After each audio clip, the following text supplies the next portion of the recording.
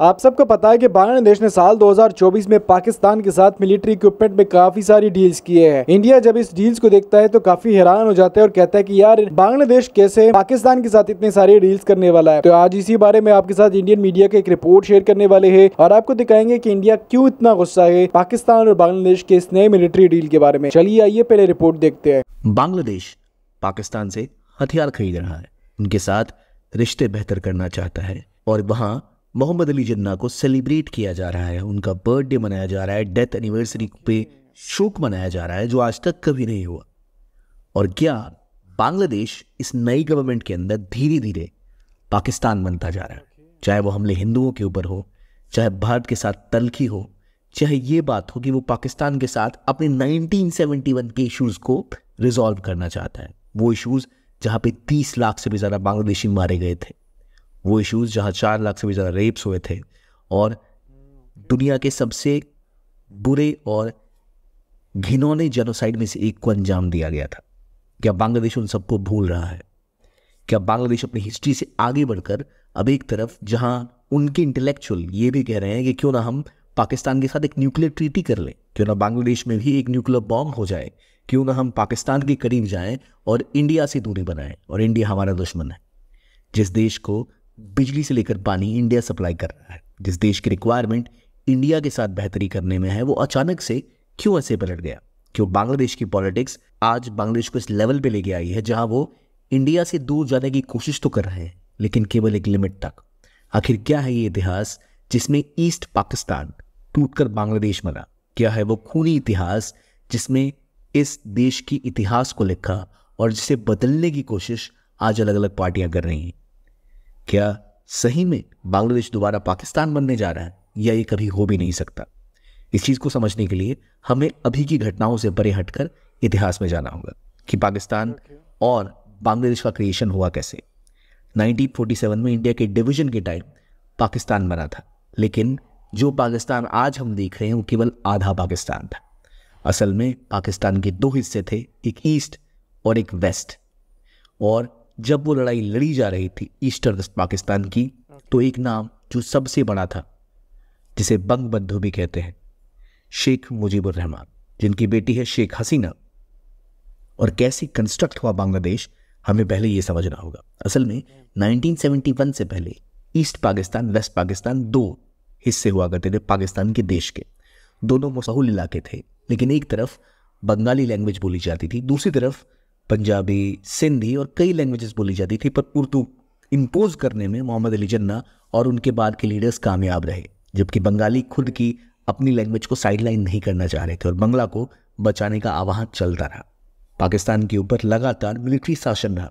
1970 का एक इलेक्शन एक ऐसा इलेक्शन था जहां मुजीबुर रहमान, बांग्लादेश, पाकिस्तान और दक्षिण एशिया का इतिहास हमेशा के लिए बदल गया। 1970 के इलेक्शन में, जो डेमोक्रेटिकली हुआ इलेक्शन बहुत सालों बाद याह्या खान की गवर्नमेंट के बाद पाकिस्तान में हो रहा था, उसमें दो मुख्य पार्टियां थी। एक पीपीपी जो जुल्फिकार अली भुट्टो की थी और दूसरी आवामी लीग जो कि ईस्टर्न पाकिस्तान में, जिसे आज हम बांग्लादेश कहते हैं, वहां लड़ रही थी। उस पार्टी का नाम था आवामी लीग। इन दोनों पार्टियों ने चुनाव लड़ा, जिसमें कि अगर आप देखें तो ईस्टर्न पाकिस्तान पूरा का पूरा हरा था, यानी पूरे के पूरे ईस्टर्न पाकिस्तान के ऊपर एक ही पार्टी ने पूरा कंट्रोल किया हुआ था, वो आवामी लीग थे। जबकि वेस्टर्न पाकिस्तान में अलग अलग पार्टियां इलेक्शन लड़ी थी और ओवरऑल 167 सीट्स जीती थी आवामी लीग और पीपीपी केवल 86 सीट्स जीत पाई थी। यानी क्लियर कट मेजोरिटी के साथ आवामी लीग इलेक्शन जीत के आई थी और इसका मतलब शेख मुजीबुर रहमान को प्रधानमंत्री बनना था। मगर वहां की नेशनल असेंबली बनने के बाद ये उस कुर्सी पर बैठते इससे पहले ही जुल्फिकार अली भुट्टो ने विद्रोह कर दिया कि नहीं, ये नहीं होगा। याह्या खान जो उस टाइम में आगे राष्ट्रपति थे और पहले आर्मी जनरल रहे थे, उन्होंने सपोर्ट किया जुल्फिकार अली भुट्टो का और वहाँ की आर्मी ने कहा कि ये तो हो नहीं सकता। उसके बाद शेख मुजीबुर रहमान ने कहा कि नहीं, हमारा हक मिलना चाहिए, जो मिलने से वेस्टर्न पाकिस्तान के लोगों को या वेस्टर्न पाकिस्तान के पॉलिटिकल लीडर्स को ऐसा लगा कि ईस्टर्न पाकिस्तान के लोग हमारी से ज़्यादा पावरफुल हो जाएंगे, जो वो देखते होना नहीं चाहते थे। और इसीलिए होता है ऑपरेशन सर्च लाइट, जहां बांग्लादेश के ऊपर किया जाता है दुनिया का सबसे बड़ा जेनोसाइड।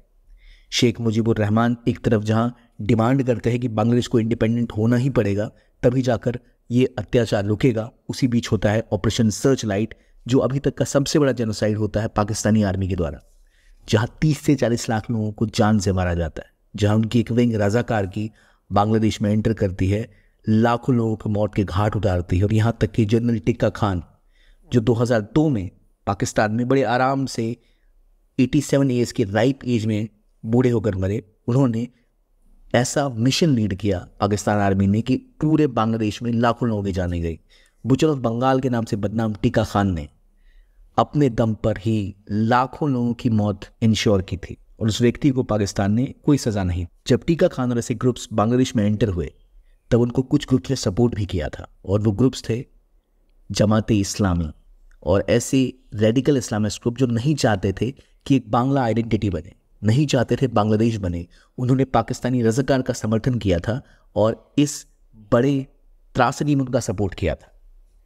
लेकिन इसी बीच शेख मुजीबुर रहमान के साथ बात हुई इंदिरा गांधी की, और ये मैसेकर जो पूरे बांग्लादेश में हुआ था, जिसके रिमेन्स आज भी देखने को मिलते हैं, इसको रोकने की कोशिश की गई। खास बात ये थी कि इसमें हिंदूज को स्पेसिफिकली टारगेट किया जा रहा था। बांग्लादेश के लाखों लोग मारे गए।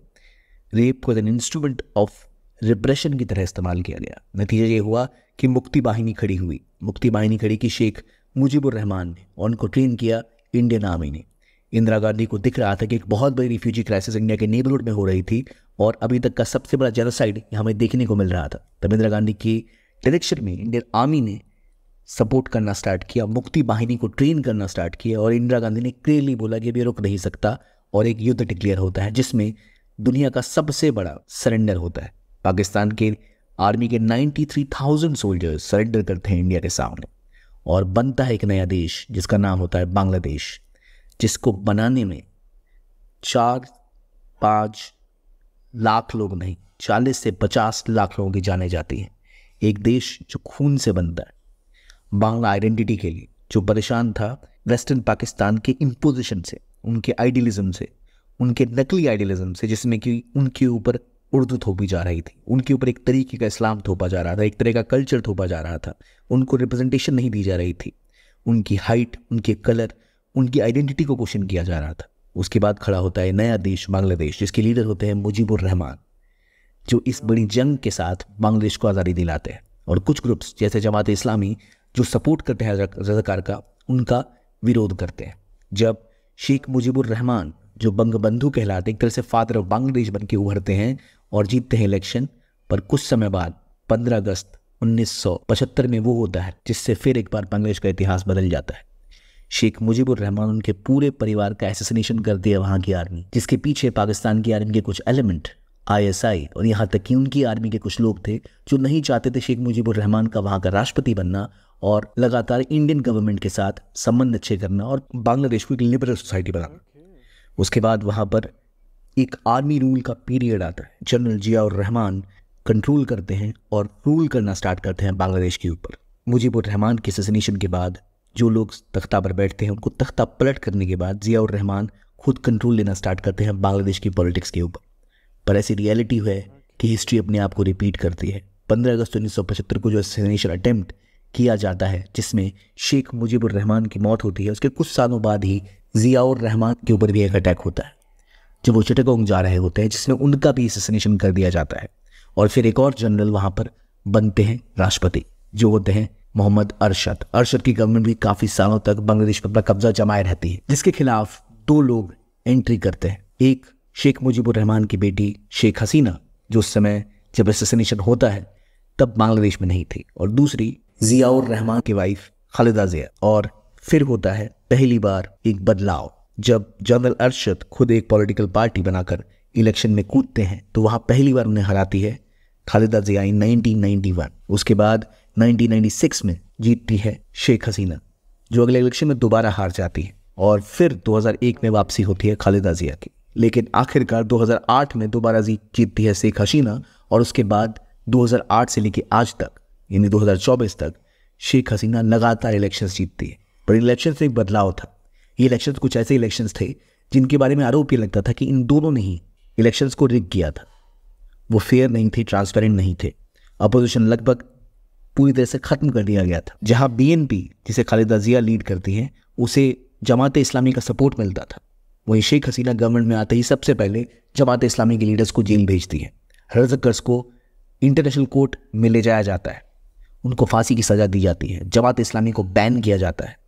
बांग्लादेश में शेख हसीना के अंदर 2008 के बाद से बांग्लादेश की इकोनॉमी तेज़ी से इंक्रीज़ करती है, इंडिया के करीब आती है, क्योंकि इनका एक इतिहास रहा है। चाहे वो इनके फादर हों या खुद हों, इंडिया ने लगातार इनके साथ सपोर्ट किया, इनको हेल्प की कि वो अच्छे से गवर्न कर पाएँ। और रियलिटी ये है कि बिना इंडिया के बांग्लादेश सर्वाइव भी नहीं कर सकता। तीन तरफ से इंडिया से घिरा हुआ एक ऐसा देश जो इकोनॉमिकली, लॉजिस्टिकली, हर तरीके से इंडिया के ऊपर बहुत हद तक निर्भर है। जब इसकी सर्वाधिक ग्रोथ हुई तब भी इंडिया के साथ इनके अच्छे रिलेशंस थे, और पाकिस्तान ने इनकी हिस्ट्री में बड़ा रोल निभाया, चाहे वो असैसिनेशंस में हो, किलिंग्स में हो। हुआ ये कि आखिरकार शेख हसीना को भी भागना पड़ा। 2024 में इनके खिलाफ भी एक कू अटेम्प्ट होता है और इन्हें भी अपना देश छोड़ के जाना पड़ता है। मोहम्मद यूनुस बनते हैं वहाँ के नए हेड।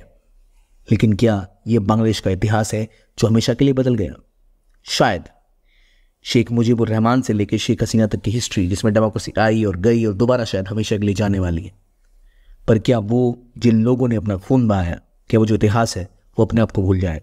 ऐसा होना संभव नहीं है। और इसीलिए हम ये नहीं कह सकते कि बांग्लादेश पाकिस्तान बन जाए। शायद कुछ समय के लिए वो पाकिस्तान के साथ करीबी रिश्ते बढ़ाए, पर eventually they will have to come to senses.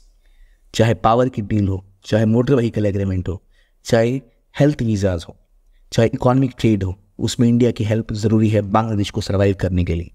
अभी जो सिचुएशन है उसमें शायद बांग्लादेश अपने इतिहास को भूलकर एक ऐसे समय में जा रहा है जहां रेडिकलाइजेशन, कट्टरपंथ, हिंदुओं के खिलाफ हिंसा, पाकिस्तान से करीबी, चाइना से करीबी बढ़ती जा रही है। पर क्या ये लॉन्ग टर्म तक बांग्लादेश सर्वाइव कर पाएगा, या वो भी पाकिस्तान की तरह एक्सट्रीमिज्म, डिक्टेटरशिप और इंटरनल डिस्टर्बेंसेस में डूबा हुआ एक देश बन जाएगा? ये तो आने वाला वक्त बताएगा। पर यह मौका है जब हम याद रखें कि बांग्लादेश का एक इतिहास रहा है, और जिस तरफ उसकी सोसाइटी जा रही है ये उसकी रियलिटी हमेशा रही नहीं है। हालांकि अलग अलग मिलिट्री जर्नल्स के अंदर के रहने के बावजूद भी बांग्लादेश की सोसाइटी पाकिस्तान के कंपैरेटिव तरीके से देखा जाए तो ज़्यादा प्लूरल रही है, डाइवर्स रही है। पर अब क्या होगा ये देखने वाली बात होगी। अब बांग्लादेश दोबारा एक पाकिस्तान बन जाएगा, ये बातें देखने वाली है। इस वीडियो के लिए इतना ही। देखने के लिए बहुत बहुत धन्यवाद। इस टाइम पे इंडिया काफी गुस्सा और कह रहा है कि भाई बांग्लादेश कैसे पाकिस्तान के साथ मिलिट्री डील कर रहा है। आप सबको पता है कि बांग्लादेश ने साल 2024 में पाकिस्तान के साथ 2 से 3 डील की है। ये वो डील्स है जो कि पाकिस्तान और बांग्लादेश के दरमियान हो हुई है। बांग्लादेश जो है वो पाकिस्तान से कई सारी मिलिट्री इक्विपमेंट और इसके अलावा पाकिस्तानी फाइटर जेट लेने की बात कर रही है। इसके अलावा पाकिस्तान के साथ बांग्लादेश ने यह भी डील की थी कि हम न्यूक्लियर वेपन भी आपसे खरीदेंगे, लेकिन उस डील की कंफर्मेशन अभी तक हमारे पास नहीं आई कि वो डील होगा या हो रहा है, हुआ या नहीं हुआ। इस बारे में काफी इंटरेस्टिंग चीज है। इसके अलावा अगर आप लोग देखते हैं तो भाई बांग्लादेश और पाकिस्तान के बीच में कई सारे डील हो रहे हैं। अगर आज की वीडियो आप लोगों को अच्छी लगी है तो वीडियो को लाइक लाजमी करिएगा।